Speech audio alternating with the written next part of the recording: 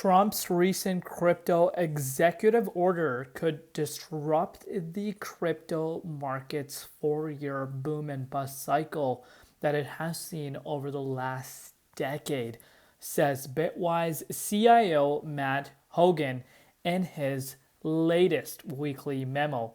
I expect volatility, but I am not sure I'd bet against crypto in 2026, he adds. To all the crypto enthusiasts, to everyone that, invests in crypto and of course, focuses on the crypto markets and have been in this crypto markets for quite some time, we know about the boom and bust cycle. And this time around, of course, as you are seeing for the first time in crypto history, how we're seeing regulatory clarity coming towards crypto industry. You're seeing institutional interest at a record high number. You're seeing a president of the United States that wants crypto innovation to stay within the country. Is this time around going to be different? We've been talking about for the longest time. And even if you kind of go backtrack in our, previous cycles, and again, shout out to the people that have been here since, day one with me on this channel. We spoke about the super cycle for quite some time, but could this time really be the case? Think about it from a realistic standpoint. We're going to come back to this, but welcome back to the Crypto ZX channel to each and every one of you guys. Thank you. I cannot thank you guys enough for all your support. Continue supporting, and I will continue to pump out these videos for you guys. We're going to take over this year of 2025, and I really need each and every one of you guys' support. But looking across the board, we're looking at a tremendous amount of green going into Thursday morning. Of course, if you watched my XRP update a few hours back, we kind of discussed what happened, with the FOMC meeting. It was not as bad as a lot of people were anticipating. And of course, Jeremy Powell did mention something about how banks are, equipped to offer crypto to their clientele. So again, big statements. But before we get into it any further, as always, just a quick disclaimer. Anything on this channel is not financial advice. Always do your own due diligence and research when you are investing in crypto. So the price of XRP, $3.12, down 2.5% in Bitcoin comparative. Market valuation approaching 180 billion. And the 24-hour trading volume is at about 6.5 billion. But yeah, let's get back to this. So we need to understand it from this point of view. You're looking at, so much interest coming in crypto. And this time around, it's not even about retail. We're not talking about retail interest. When we talk about interest, we're talking about governments. We're talking about, multi-billion-dollar worth of companies that are coming on board. And of course, you're seeing crypto being talked about like never before. So is this really going to be that super cycle triggering factor? Is this really going to be the case? Because let's think about it. 2025, everyone bearish, quarter four comes, everyone starts exiting it out because, that is the picture, historically speaking, that, everyone is kind of talking about either late this year or quarter one, most likely the first month of 2026 is, where the top would be. And again, no one is going to predict the top. That's where your exit strategy comes into play. No one can top the market. Again, historically speaking, and we're just basing it off of historic patterns, it should be sometime quarter four or January of 2026. So we still have a year. But could this time be different? Because again, I think, Bitwise CIO is, really having a valid point here. And I'm sure any of these crypto enthusiasts that have been here for quite some time can kind of relate. And, super cycle is just really the beginning of that. Let me know in the comments down below what your personal thoughts are on that. So look at this, of course, Fed Chair Powell says he will not have any responses or comments on President Trump's demand for him to lower interest rates immediately. Powell says he has had no contact with President Trump. And again, a lot of people questioning, why they're not cutting rates, because of course neighbors Canada has already seen multiple different rate cuts. And the day of the FOMC meeting, which was yesterday, you actually saw Canada cut yet again another their interest rate. So it went lower. I think the prime rate dropped. So they're going to really continue to get these questions asked, but at least, it was not as bad as, people were anticipating. And this is the first FOMC meeting under Trump's administration, which of course is nice to see. But let me know your personal thoughts down below regarding this whole situation. Moving forward, Ripple's stablecoin RLUSD is featured in this morning edition on the Wall Street Journal. XRP is about to conquer the world. And again, we're talking about not just an ordinary stablecoin, we're talking about a regulated stablecoin that has the regulatory approval. And we know how important that is when it comes to stablecoins or even in the crypto markets in general. And speaking about stablecoins, look at this. Shout out to Smoke. Industry members are keeping a keen eye on USDT. Nothing new to us.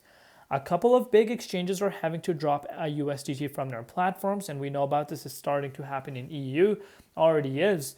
More exchanges may delist non-compliant stablecoins, leading to a shift towards regulated alternatives.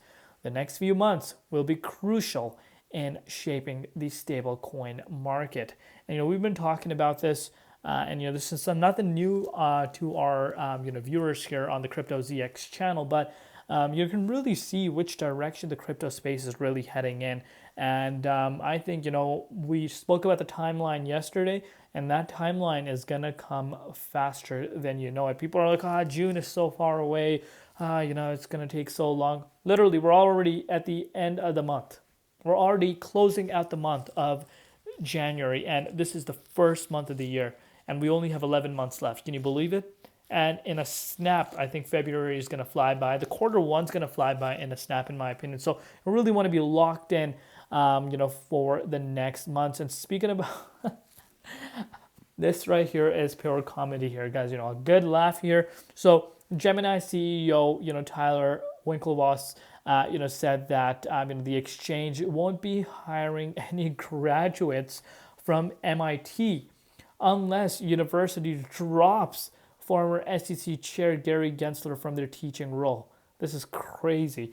So of course, people don't like Gary Gensler, especially crypto, innovators and crypto CEOs, crypto enthusiasts. And Gary Gensler literally stepped down as the SEC chair and boom, went to MIT to start teaching there. So again, I understand where he's coming from, but this is a little bit more on the comedy side of things because of course, think about it. He's going to be teaching whatever he was advocating as the SEC chairman. He's going to be teaching the same types of things there. So still not obviously bringing regular. I wouldn't say clarity, but fairness towards the crypto industry in a new emerging space that people have their eyes on and people are glued to this space. So again, I understand where he's coming from too. Let me know in the comments down below what you guys think about that. But let's take a look at the price. Let's see what's happening with the price going into Thursday morning. So look at this, guys. Dominance pulling down. As you can see this for yourself. Dominance is pulling down, but I've said this to you guys before and I'll say it again. Let's not jump around. You're still looking at the dominance on the verge of breaking towards yet again a new yearly high.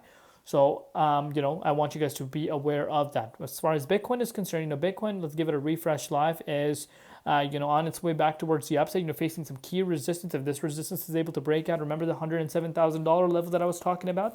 That could be a reality in the next few hours to come, to be frank with you. So right now, we did make our way up to the $105,600 price point, got rejected a little bit because of course it's a resistance. If this is able to break out, I think we're going to welcome 107K quite fast. And, that's pretty much on the verge of breaking towards a new all-time high. But with that said, XRP price going into Thursday morning. Here, let's take a look at XRP price. Let's zoom in a lot here.